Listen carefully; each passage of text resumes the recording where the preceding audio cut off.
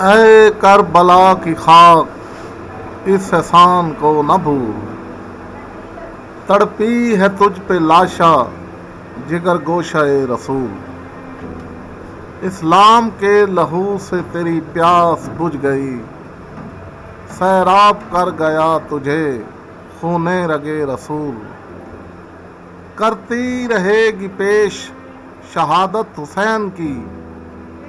آزاد یہ حیات کا یہ سرمدی اصول، چڑھ جائے کٹ کے سر تیرا نیزے کی نوک پر، لیکن یزیدیوں کی اطاعت نہ کر قبول، ہے داستان دراز بھی اور دل گزار بھی، لیکن کسے مجال کہ دیا جائے اس کو طول۔ تاریخ سے اس بات کا پتہ چلا ہے کہ جب قدیم قبائل میں کسی ایک قبیلے کا فرد قتل کر دیا جاتا تھا تو جب تک مقتول کا قبیلہ اس کا بدلہ نہیں لے لیتا تھا تب تک وہ اپنے خیموں پر لال جھنڈا لگایا کرتے تھے۔ اور آج میں اس راز سے پردہ اٹھانے جا رہا ہوں کہ حضرت امام حسین رضی اللہ تعالی عنہ کے روضہ مبارک پر سرخ جھنڈا کیوں لہرایا جاتا ہے؟ آخر یہ سرخ جھنڈا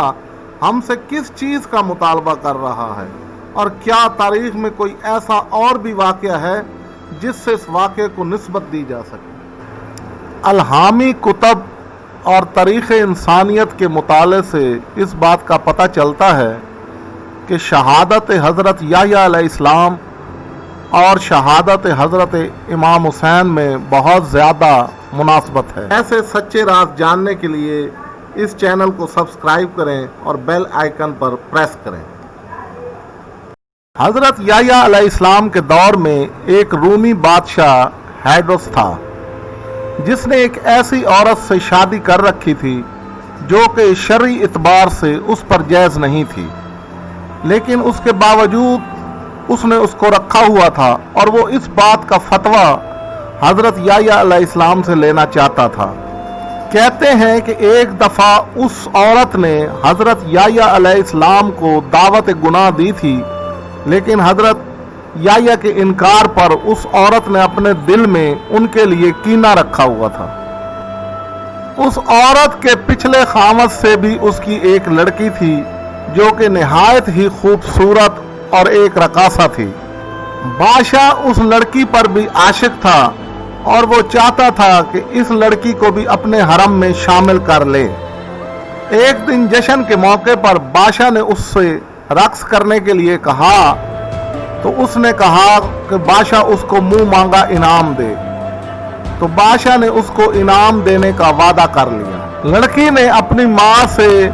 جب اس بات کا ذکر کیا تو اس کی ماں نے اس کو مشورہ دیا کہ وہ حضرت یحییٰ علیہ السلام کا سر مانگے۔ جب بادشاہ نے اس سے انعام کے بارے میں پوچھا تو اس نے حضرت یحییٰ علیہ السلام کے سر کا مطالبہ کیا۔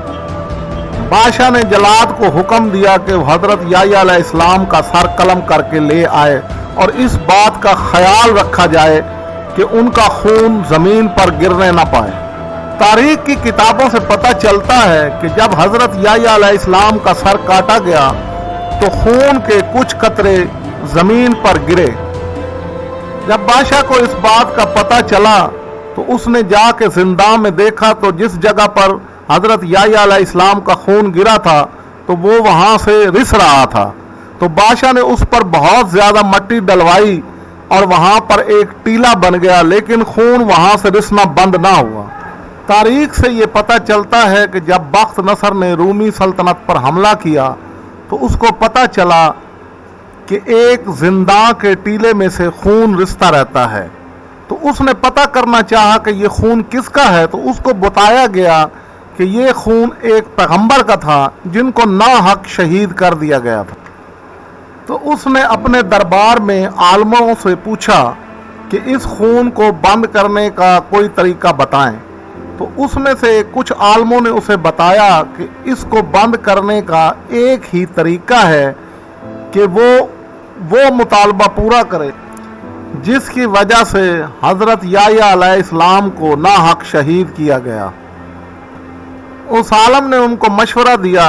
کہ وہ کسی ایسی طوائف کو تلاش کریں جس نے اپنی تمام زندگی اسی گناہ کے کام میں صرف کی ہو، تو اس کو لا کر اس ٹیلے کے سامنے قتل کیا جائے